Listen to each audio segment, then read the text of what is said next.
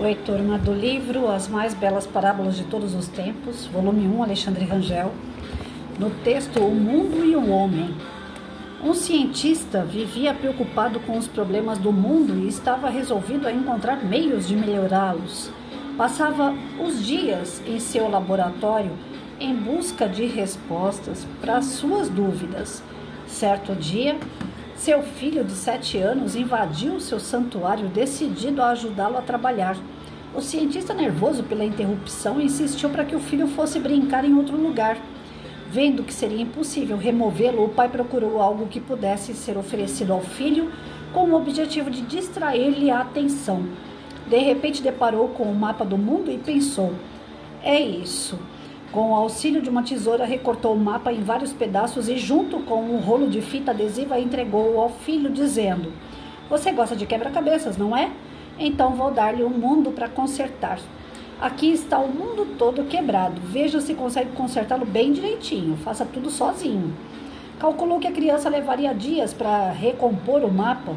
Algumas horas depois ouviu a voz do filho que o chamava calmamente: papai, papai, já fiz tudo. Consegui terminar tudinho.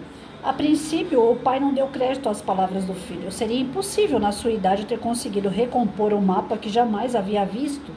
Relutante, o cientista levantou os olhos de suas anotações, certo de que veria um trabalho digno de uma criança. Para sua surpresa, o mapa estava completo. Todos os pedaços haviam sido colocados nos devidos lugares. Como seria possível? Como o menino havia sido capaz? Você não sabia como era o mundo, meu filho. Como conseguiu? Pai, eu não sabia como era o mundo, mas quando você tirou o papel da revista para recortar, vi que do outro lado havia a figura de um homem. Quando você me deu o mundo para consertar, eu até tentei, mas não consegui. Foi então que me lembrei do homem. Virei os recortes e comecei a consertar. O homem, que eu já conheço bem. Quando consegui consertar o homem, virei do outro lado e vi que dessa forma eu havia consertado o mundo. Pois é, gente. Uma criança sabe bem mais do que a gente, se for bobear, né? Isso eu cansei de ver em sala de aula. Os alunos dando lição de moral na gente, trazendo soluções mais práticas para aquilo que a gente dificulta, até mesmo para o aprendizado deles, né? Então a gente causa uma série de problemas, de situações que a gente encontra como dificuldade para nós, e a criança vai lá e pai, bom, e rapidinho eles conseguem. E a moral dessa história, ela vai muito além de resolver uma simples problemática de quebra-cabeça. Pois ele acaba de dizer pra gente o quê? Que para consertar o mundo, primeiro eu tenho que consertar quem? O homem. Não adianta eu querer transformar, renovar, reformular, colocar o mundo tudo na sua ordem, sem antes fazer isso com o próprio homem. Tem pessoas que levantam aquelas bandeiras, né, de ONGs que querem proteger animais, proteger pessoas, os direitos humanos. A gente vê pessoas envolvidas assim numa série de programas para melhorar o social, o financeiro, o cultural. Mas essas mesmas pessoas que estão envolvidas nessas ONGs, nesses locais que querem transformar o mundo, são pessoas que falham inclusive dentro das suas casas. Geralmente é isso que acontece. Não é que nós temos obrigação de ser perfeito em tudo. Lógico que o padrão família, né, é quase que idêntico para todos. Todos nós temos aquela pessoa mais difícil na família, aquela pessoa mais amarga, mais azeda, aquelas pessoas que são, né, que a gente pisa em ovos. Toda família tem pessoas extremamente difíceis, outras que são não muito confiáveis, pessoas do bem. E isso faz com que a gente se desequilibre muitas vezes dentro do seio familiar e a gente não consiga dar conta do recado que Deus nos deu, que é conviver bem com as pessoas. Aí a gente parte para fora, aí a gente tenta resolver o problema lá fora, o problema do mundo, da sociedade, da comunidade que a gente está inserido, do nosso estado, do nosso país. a gente parte para política, a gente parte para briga na internet de posições, enfim, tudo aquilo que a gente tenta fazer no macro, se não for feito no micro, gente, desculpa, não vai valer a pena. São trabalhos infrutíferos. Jesus não veio para falar para o mundo inteiro de uma vez. Está escrito isso em alguma literatura? Que Jesus falava ao mundo? Não. Jesus falava ali, aos que estavam próximos dele. E se eu for levar ao pé da letra quem era esse homem aqui, né, que pode transformar o mundo, pode ser qualquer um de nós, como pode ser o homem, Jesus, né? Nós precisamos acreditar na família, nós precisamos depositar o nosso amor, o nosso empenho no primeiro lugar que nós temos de educação, de desenvolvimento moral, é a família. É ali que estão todos os entraves. Se eu conseguir colocar ordem nesse lugar chamado família, eu consigo colocar ordem no local do meu trabalho, eu consigo levar isso como exemplo para outras pessoas, colocando ordem na vida das outras pessoas. E isso não é transformar o mundo?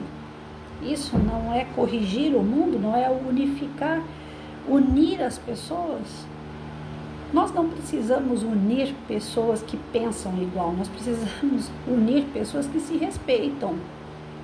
Pessoas que não querem impor a sua condição em cima da condição do próximo, mas que cada um tem o seu espaço, que cada um se desenvolva dentro daquilo que acredita, mas sem imposições, tanto de um lado como do outro. Nós estamos vendo momentos assim, dentro de um quadro político, social e cultural muito perigoso, onde pessoas que têm um tipo de pensamento diferente querem impor esse pensamento àqueles outros que já vêm caminhando com um outro ritmo.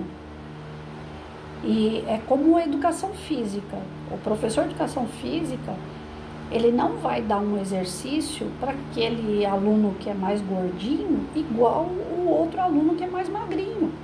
É cada qual. Não adianta o magrinho chegar lá e ficar impondo, olha, você tem que correr igual a mim, porque não vai correr. A condição física do gordinho é diferente. A atividade do gordinho tem que ser outra. O que vai dar para ele fazer é dentro do limite que o corpo dele permite. Hoje eu tenho poliomielite, eu entro dentro de uma piscina para fazer hidroginástica, nem todos os exercícios que a professora manda fazer eu consigo. Às vezes eu saio de lá, inclusive, triste, porque eu falo, poxa, ela tem boa vontade, ela quer inventar um monte de coisa.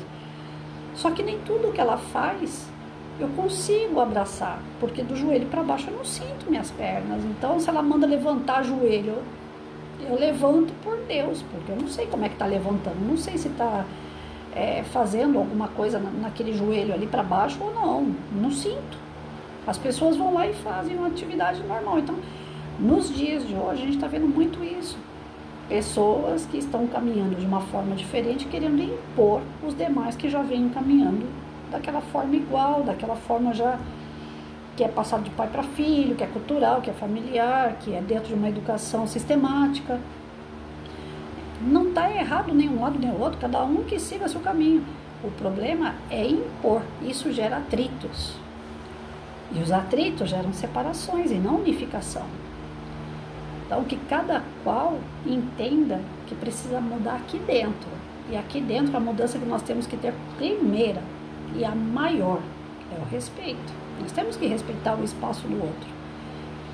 Se eu entrar num debate aqui, provavelmente tem algumas pessoas que não vão concordar comigo.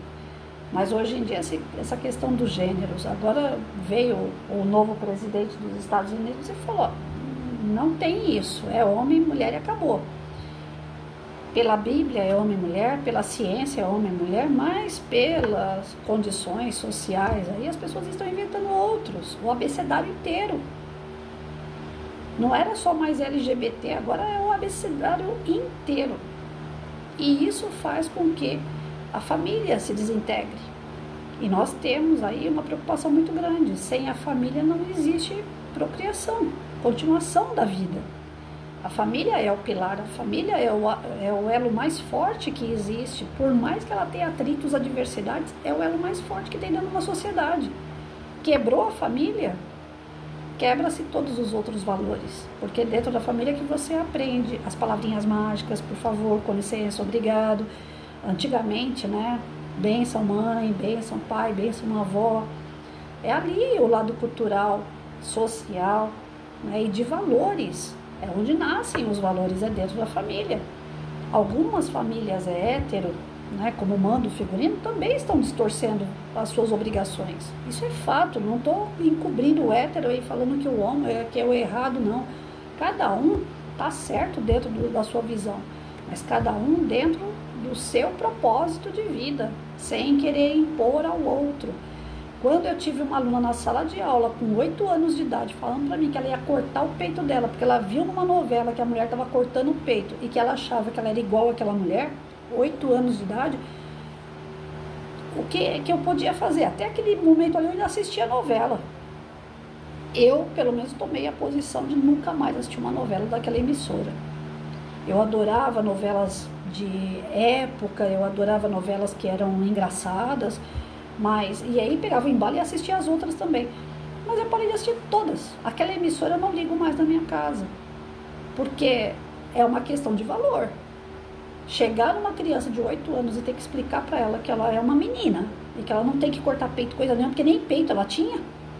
Estava formando o peito dela ainda.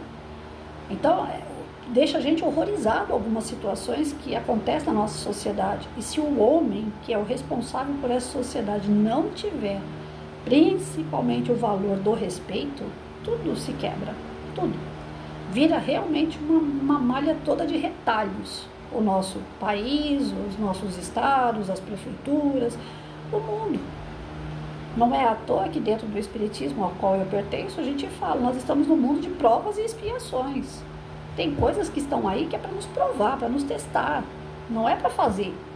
E a gente vai ser aprovado ou reprovado dependendo da atitude que a gente tomar. Então, uma criança consegue consertar o mundo.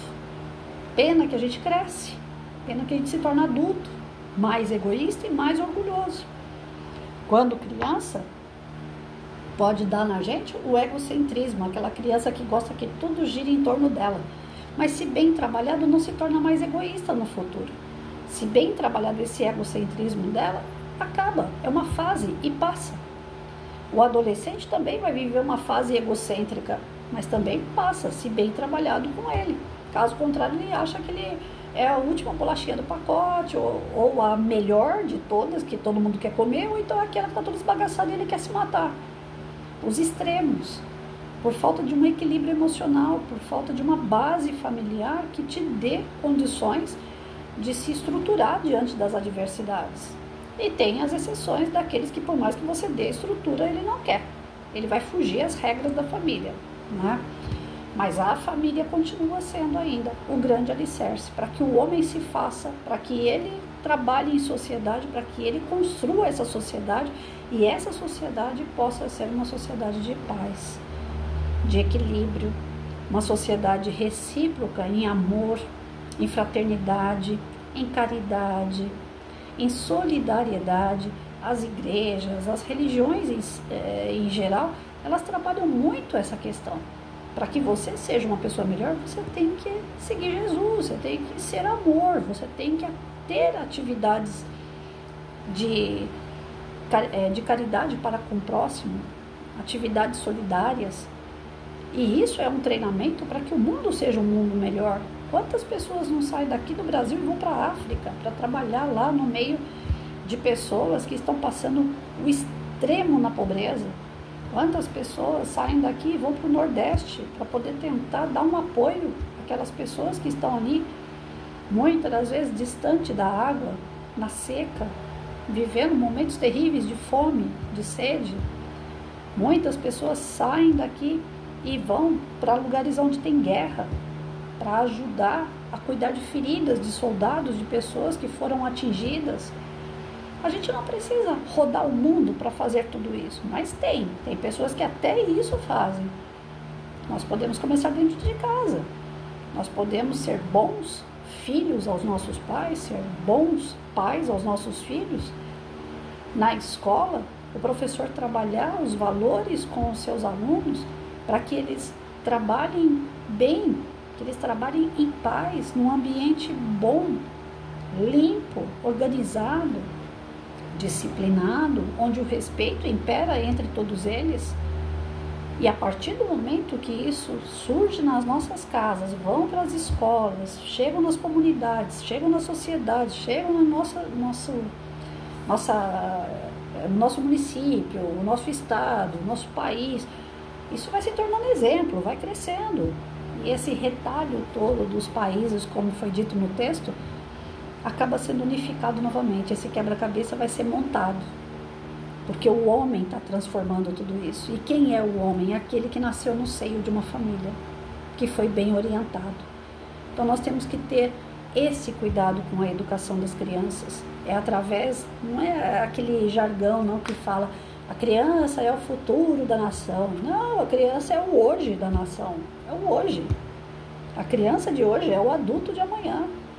A criança é o hoje. É ela que nós temos que investir muito. E essa criança, associado a essas questões morais que eu estou falando, associado inclusive a essas questões religiosas, de religiosidades, isso dá uma estrutura forte para que ele seja uma boa pessoa. E sendo uma boa pessoa, o mundo em volta dele também vai ser bom. É consequência, é o plantar e colher.